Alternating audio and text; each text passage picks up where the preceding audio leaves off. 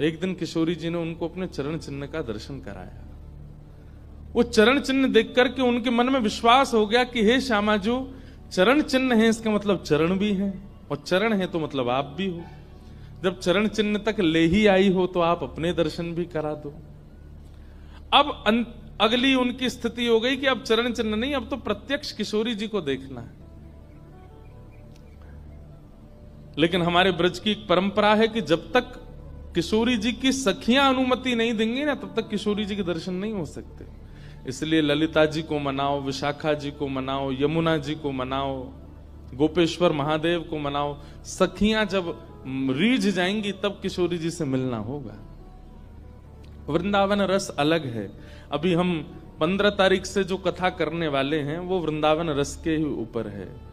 15 से लेकर के 18 अप्रैल तक गांधी धाम कच्छ गुजरात में, जहां पर वृंदावन रसामृत पद लिखा गया, वहां उस कथा को आप लाइव सुनना। उसमें वृंदावन रस की ज्यादा चर्चा करेंगे। तो जब तक ललिता विशाखा आदि सखियां अनुमति नहीं देती तब तक किशोरी जी के दर्शन नहीं होते। लेकिन किशोरी जी तो चाहती हैं कि उनको दर्शन दें। तो एक दिन किशोरी जी ने रास करते करते अपना नूपुर वहीं छोड़ दिया, और नूपुर छोड़ करके किशोरी जी निकुंज में चली गई। आप सुबह सुबह जब सोहनी करने आए तो आपको वो नूपुर मिला, और नूपुर देख करके वो आनंदित हो गए। इतना सुंदर नूपुर, ऐसी सुंदर उसकी कलाकृति, इतना हल्का उसका वजन, इतना सुंदर उसका स्वरूप।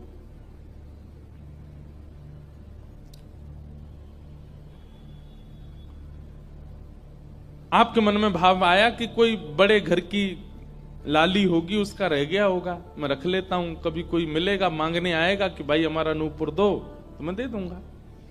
आपने वो नूपुर अपने पास रख लिया।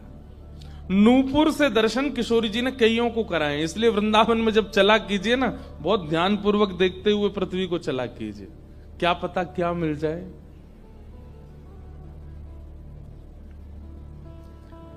सूरदास जी को भी नूपुर से ही दर्शन हुए किशोरी जी के, और आज इन महापुरुष को भी हो रहे हैं। मुझे नाम स्मृति में नहीं आ रहा है, शायद संभवतः श्याम चरण दास जी नाम था। तो नूपुर को अपने पास रख लिया।